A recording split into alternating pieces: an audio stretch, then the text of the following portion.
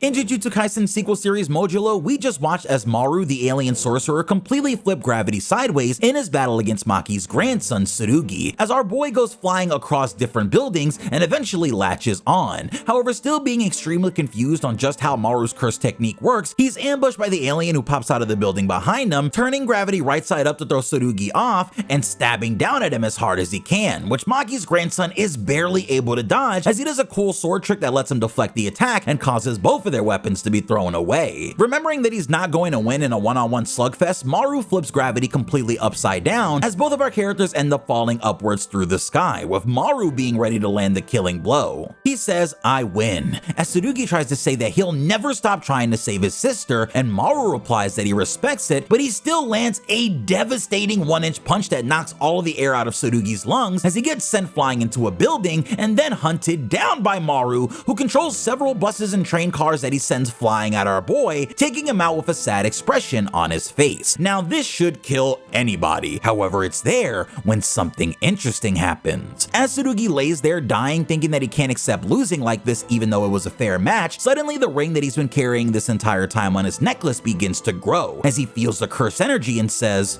"Grandpa?" There, you could imagine how scared he was to see Rika's big toothy mouth speaking from the shadows saying, "What a shame, you ended up looking like her instead. But don't worry, Yuta asked me to save you, so just say I accept." Tsurugi is confused, asking, "If I accept, can I win?" And as Rika says that's a ridiculous question, suddenly the entire vibe in the area shifts as Maru gets a cold sweat all across his body that he's never felt before. In front of him, Tsurugi stands back up and he's absolutely radiating cursed energy at this point, confusing Maru on just who he's fighting anymore, saying, "Who are you?" Not knowing who Maru is, Rika possessing Tsurugi asks Maru the same question, as barely giving him any time to react, Rika speeds forward, delivering a punch that sends Maru slamming into the building behind him. As Rika and Tsurugi argue about how she's just using his body to say whatever she wants, and whether or not she can go tell on him to Yuta in heaven for being bad. Trying his gravity trick again, Rika completely ignores it, leaping through the rocks and smashing Tsurugi in the face as Maru tries to use his curse technique to destroy the ring holding Rika and Yuta's energy, however it just doesn't work. From here, Maru is going to proceed to get his ass whooped even more, so let's explain that